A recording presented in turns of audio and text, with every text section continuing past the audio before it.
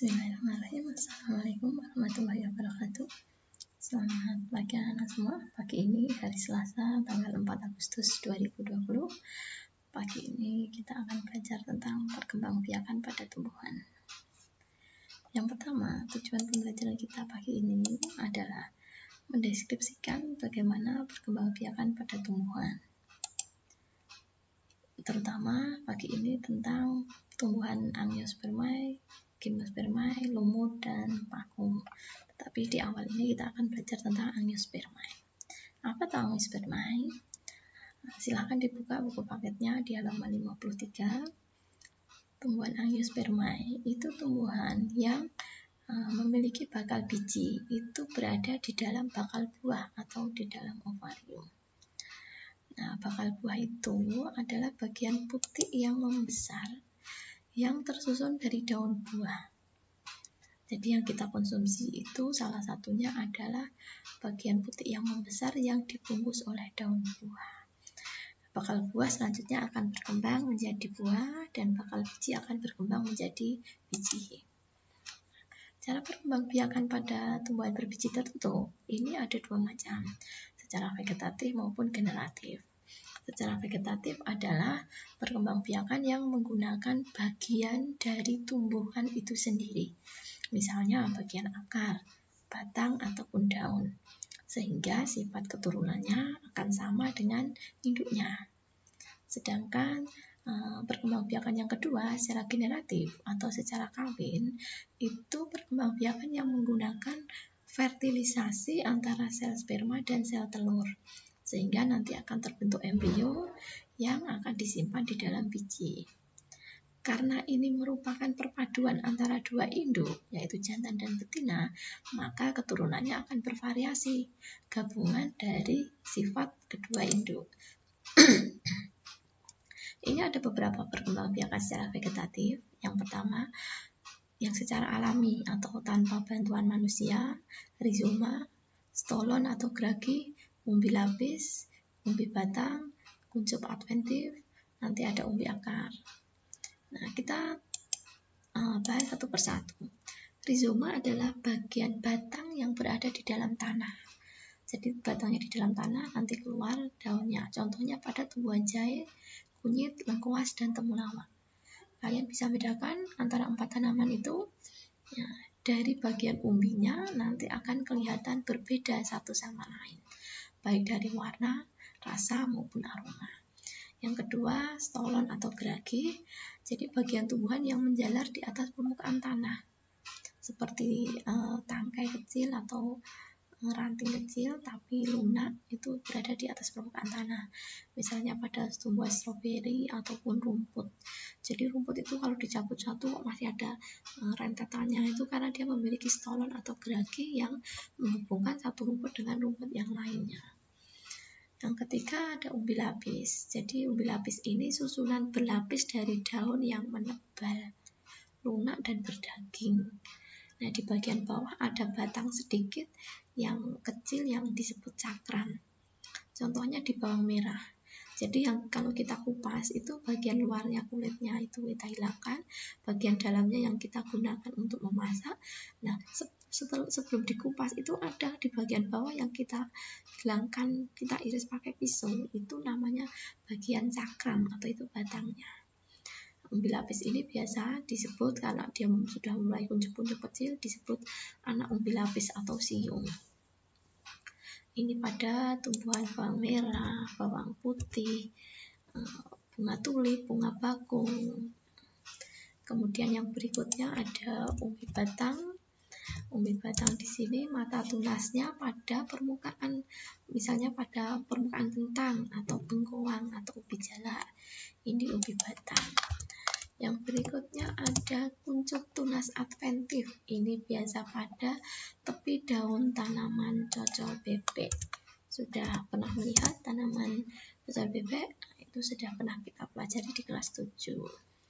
Sedangkan umbi akar itu ada pada singkong, wortel, lobak, dan tanaman dahlia. Nah, kemudian ini ada gambarnya. Nah, ini rizoma, ini stolon. Yang berikutnya ini umbi batang, umbi akar, jadi yang kita konsumsi wortel itu adalah akarnya. Kemudian ini ada tunas, ini bambu, ini tunas pisang, dan ini tunas adventif. Ini kecil-kecil di bagian pinggir atau tepi. Kemudian yang ini umbi lapis, ini pada bawang merah, yang ini pada bakung. Berikutnya vegetatif secara buatan. Kalau tadi secara alami, yang ini secara vegetatif buatan. Ini salah satunya cangkok, merunduk, dan stek. Apa tuh cangkok itu? Nah, cangkok ini cara manusia untuk memperbanyak tumbuhannya dengan cara satu, kulit batangnya dikelupas, kemudian setelah dikelupas dibiarkan sekitar 1 hari sampai kulitnya agak kering, kemudian nanti dibungkus sabut kelapa ataupun tanah yang di plastik, dibiarkan selama sekian hari, ada yang sampai 1 bulan 2 bulan, nanti setelah tumbuh akar baru dipotong, baru ditanam. Ini contohnya, ini cara mencangkok. Ini yang dibungkus plastik, ini dibungkus sabut kelapa, ini yang dibungkus plastik. Setelah tumbuh akar baru ditanam. Yang kedua merunduk, itu membenamkan tangkai tanamannya ke dalam tanah. Karena sudah kena tanah, nanti akan tumbuh akar, misalnya pada alamanda. Ini contohnya merunduk. Nah, jadi ditekan ke dalam tanah sampai keluar akarnya, baru nanti bisa ditanam. Yang berikutnya stek atau memotong bagian tumbuhan atau tanamannya, kemudian ditanam, akan menghasilkan individu baru, misalnya pada tebu, rumput gajah, atau pohon seruni. Ini contohnya. Nah, ini stek, bagian tanamannya ini singkong dipotong, potongnya miring ataupun meruncing, baru nanti ditanam. Kemudian dilanjutkan di halaman 62, di situ ada soal LKPD, jangan sampai lupa.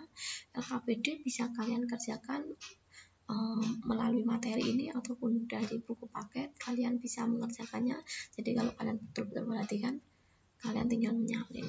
Halaman 62, ini ada pemuliaan tanaman, yaitu suatu teknik untuk memperbaiki dan meningkatkan mutu tanaman. Yang pertama ada menyambung atau mengenten. Menyambung ini misalnya pada tanaman bougainville itu nanti disambung bunga yang warna putih akan disambung dengan bunga yang warna pink, sehingga nanti di bagian bawah dia berwarna putih, nanti yang cabang di bagian atas berwarna pink, nanti disambung lagi dengan warna lain, sehingga dalam satu tanaman akan menghasilkan banyak variasi bunga. Kemudian jadi tidak perlu memiliki sekian pot, cukup 1 pot isi 1 tanaman, tapi bunganya bermacam-macam.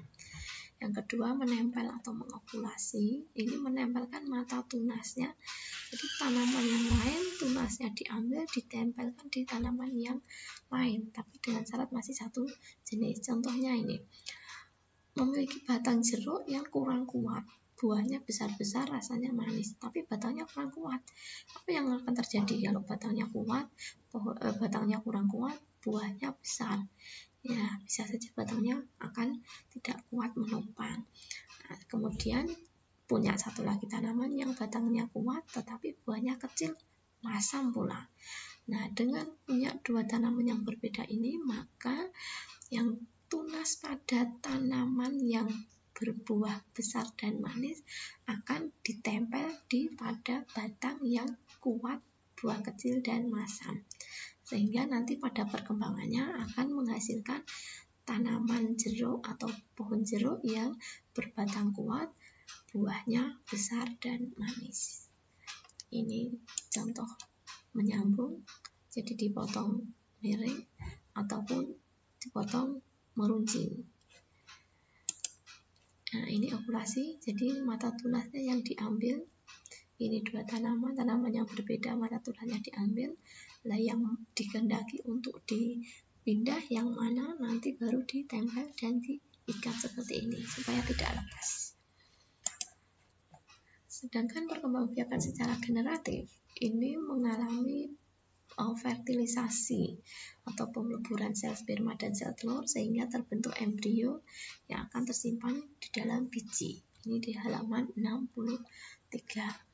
Nah, fertilisasi karena membutuhkan sel telur dan sel sperma, di mana diperoleh tentu dari bagian tumbuhan itu sendiri, dari bagian bunga. Jadi bunga sebagai alat reproduksi akan menghasilkan benang sari yang mengandung sel sperma dan putik yang mengandung sel telur. Ini bagian bunga, mahkota, kepala sari, benang sarinya akan nempel, akan melekat di tangkai sari, kepala putik, tangkai putik, bakal biji, tangkai bunga, dasar bunga, dan kelopak. Apa fungsinya masing-masing? Nah, mahkota bunga di sini diberi warna pink, ini karena memang fungsinya untuk menarik serangga. Kelopak bunga itu fungsinya melindungi mahkota ketika masih kuncup dan akan terbuka jika mahkotanya megah. Benang sari sebagai alat kelamin jantan, putik sebagai alat kelamin betina, bakal buah sebagai tempat pembuahan, bakal biji untuk melindungi dan tempat pertemuan sel telur dan serbuk sari. 7. Tangkai buah itu penghubung antara bunga dengan ranting atau penopang bunga. Dasar bunga sebagai tempat melekatnya mahkota bunga. Nah, penyerbukan itu didefinisikan sebagai proses menempelnya serbuk sari ke kepala putik. Kalau dulu waktu SD kita mengartikan penyerbukan itu jatuhnya benang sari ke kepala putik. Jatuh itu kalau posisinya lebih atas dibanding yang mau dijatuhi. Tapi kalau bagian bunganya melengkung ke bawah, apa yang akan terjadi? Maka penyerbukan itu diartikan proses menempelnya serbuk sari ke kepala putik. Nah, penyerbukan ini bisa secara alami, bisa secara bantuan manusia. Nah, ini ada perantaranya. Yang pertama, perantaranya disebut anemogami atau bantuan angin. Ini terjadi pada bunga yang ukurannya kecil, jumlahnya banyak dan ringan, sehingga mudah terbawa angin. Contohnya pada tanaman jagung. Yang kedua, entomogami dengan bantuan serangga. Ini memiliki bunga yang menarik, memiliki madu, misalnya pada bunga matahari, sehingga serangga akan tertarik untuk datang ke bunga itu untuk mencari madu, kemudian dia pindah lagi ke bunga yang lain. Secara tidak sengaja akan terjadi perpindahan serbuk sari. Ornitogami itu bantuan burung pada tanaman atau pada bunga yang ukurannya besar, cerah, tidak berbau, tapi menghasilkan banyak madu.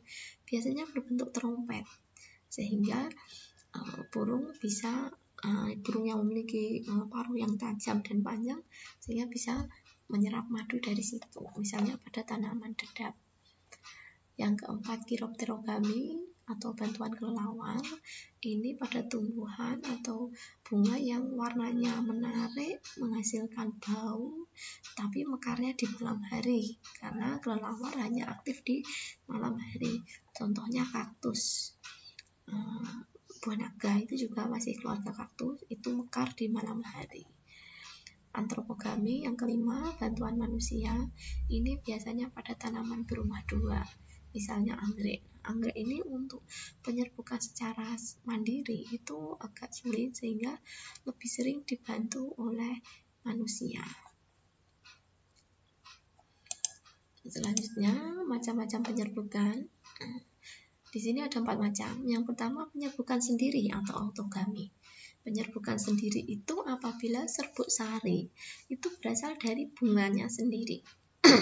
Jadi berada dalam satu bunga. Sedangkan penyerbukan tetangga atau geitonogami itu serbuk sarinya berasal dari bunga yang lain tetapi masih dalam satu tumbuhan. Yang ketiga atau penyerbukan silang atau alogami atau xenogami. Ini serbuk sarinya berasal dari bunga tumbuhan lain tetapi masih jenis yang sama. Misalnya di situ kan ada 3 tumbuhan yang sama, ada 3 pohon. Nah, serbuk sarinya bisa diambil dari tumbuhan yang kedua ataupun yang ketiga. Ini penyerbukan silang. Sedangkan penyerbukan bastar atau hibridogami, ini serbuk sarinya berasal dari bunga tumbuhan lain yang berbeda jenis. Berbeda jenis ini contohnya apa? Misalnya meskipun itu sangat kecil kemungkinannya. Misalnya bunga sepatu, bunga sepatu misalnya buka kembang asar atau pukul 4, nanti akan melakukan penyerbukan dengan bunga tapak doro misalnya, meskipun itu hasilnya kecil kemungkinan. Tapi yang lebih sering ini jarang terjadi. Lanjut, pembuahan atau fertilisasi. Ini peleburan sel kelamin jantan dan sel kelamin betina tadi, sehingga terbentuk embrio yang tersimpan di dalam biji. Kalau sudah menjadi biji, biji akan jatuh dari pohon, menyebar, bisa berkecambah. Nah, cara penyebaran biji ini juga ada beberapa macam cara. Ada yang bantuan. Yang pertama ada bantuan angin atau anemopori. Ini pada tumbuhan yang bijinya kecil, ringan, bersayap. Contohnya pada tanaman dandelion. Hidrokori atau bantuan air, misalnya pada tanaman yang hidup di dekat perairan, misalnya pohon kelapa. Jadi kelapanya jatuh, dia akan terbawa di perairan, nanti akan berhenti di mana, dia bisa berkecambah di situ. Zookori bantuan hewan. Ini tergantung hewannya.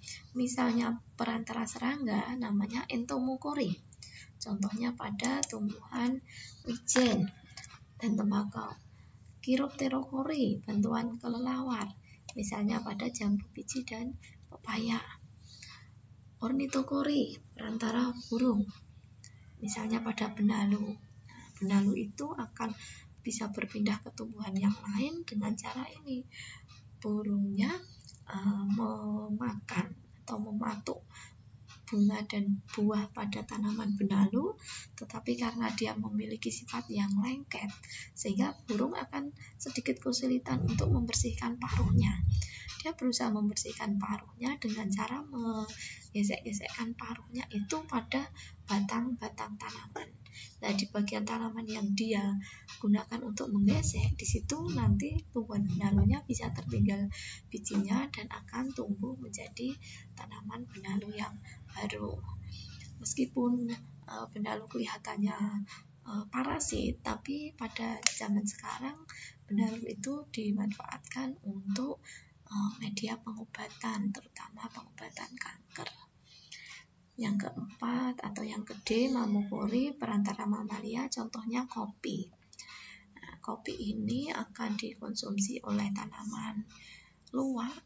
Nanti luwaknya berpindah tempat karena beraktivitas, dia pindah ke tempat kemana, ke kebun yang mana, nanti akan buang air besar, kopinya yang tadi dikonsumsi itu akan terbawa bersama kotorannya.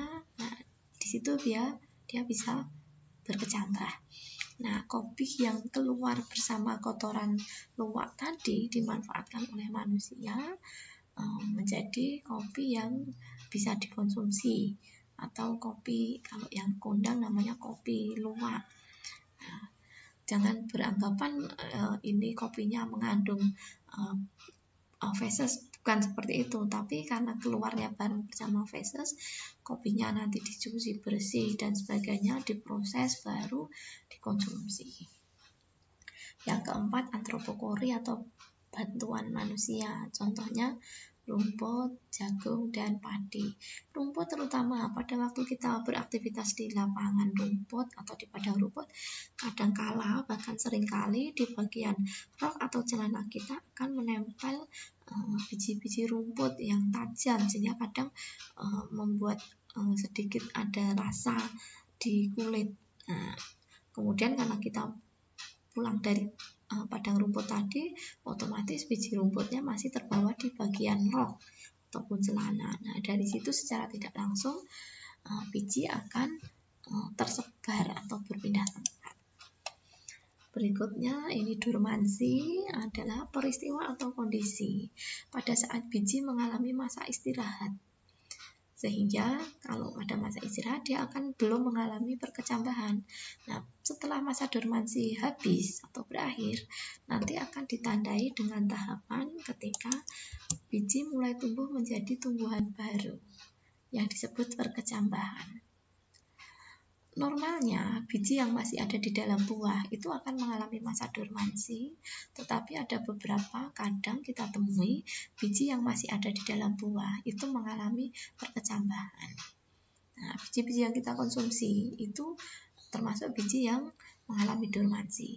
Nah, untuk supaya bisa berkecambah, kadang perlu kita beri teknik atau cara, misalnya diberi air sehingga nanti kalau sudah kena air kulit bijinya akan menggembung, akan pecah, barulah nanti keluar daunnya. Kemudian berkembang pada gimnospermae atau tumbuhan berbiji terbuka atau yang tidak ditutup oleh kulit buah, contohnya pada pinus, melinjo, dan pakis haji. Ini alat perkembangbiakannya pada namanya strobilus. Ada yang strobilus jantan, ada strobilus betina. Nah, ini kan saya lupa belum mencarikan gambarnya strobilus itu seperti apa. Nanti silahkan kalian browsing sendiri gambar strobilus pada tumbuhan gimnospermae. Kemudian berikutnya ini perkembangbiakan pada tumbuhan paku, contohnya suplir. Ini yang secara generatif melewati tahap 1, spora. Spora itu apa? Sudah kita pelajari dulu di kelas 7. Spora akan jatuh ke tempat yang lembab, akan menjadi protalium atau tumbuhan paku muda. Nah, kemudian nanti di situ sudah mengandung antheridium atau alat kelamin jantan dan archegonium alat kelamin betina. Yang jantan menghasilkan sperma, yang betina menghasilkan ovum. Apabila terjadi fertilisasi menjadi zigot, lanjut menjadi tumbuhan paku.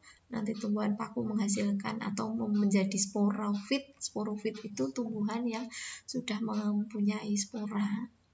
Kemudian nanti sporofitnya akan menghasilkan sporangium atau kotak spora. Kotak sporanya akan pecah, keluar lagi sporanya. Begitu seterusnya, tidak ada hentinya. Contohnya pada tumbuhan supler, sedangkan yang ini pada tumbuhan lumut, ini secara generatif maupun secara vegetatif. Nah, secara generatif ini juga melewati tahapan, bedanya kalau tadi pada spora itu pada tumbuhan paku tadi spora kemudian protalium, sedangkan pada tumbuhan lumut namanya protonema atau tumbuhan lumut muda. Jadi di sini spora akan berkembang menjadi protonema, protonema menjadi tumbuhan lumut, baru antheridium, archegonium, dan seterusnya sama seperti tumbuhan paku. Jadi bedanya di sini kalau pada tumbuhan lumut ini setelah tahapan protonema, nah jadi pada lumut itu ada tambahan protonema. Sedangkan pada tumbuhan paku tadi langsung protalium atau tumbuhan paku muda. Yang secara vegetatif ini melalui kuncup. Jadi pada tumbuhan lumut itu ada kuncup-kuncup kecil, apabila jatuh ke tempat lembab dia akan tumbuh menjadi tumbuhan yang baru atau dengan fragmentasi atau melepaskan bagian tubuh lumut untuk menjadi individu yang baru. Yang terakhir, ini teknologi perkembangbiakan pada tumbuhan, ada di halaman 87. Yang pertama hidroponik atau cara menanam tumbuhan dengan media air. Tentu di media air itu diberi pupuk sehingga untuk menunjang pertumbuhan, karena di dalam air mungkin media pupuknya tidak sebanyak kalau menggunakan tanah. Yang kedua, vertikultur atau instalasi bertingkat. Nah, sekarang ini baru mulai marak. Jadi di dinding itu seperti ada rak atau kantong plastik yang isinya tanah untuk menanam vertikultur.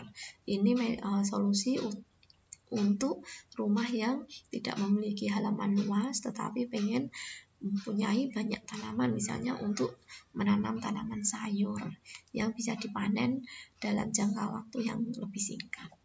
Atau kultur jaringan tumbuhan, ini metode perbanyakan tumbuhan dengan cara mengambil suatu bagian tumbuhan seperti selnya atau jaringannya atau organnya, kemudian ditumbuhkan pada kondisi steril di medium yang bernutrisi dan berhormon atau memiliki zat pengatur tumbuhan. Nah, kalau untuk jaringan ini memang keuntungannya dia akan mendapatkan tumbuhan yang jumlahnya sangat banyak. Kalau cangkok mungkin satu pohon, kalau mau dicangkok dua berarti hanya mendapat 2 pohon. Tetapi kalau kultur jaringan ini bisa menghasilkan sampai ribuan tanaman.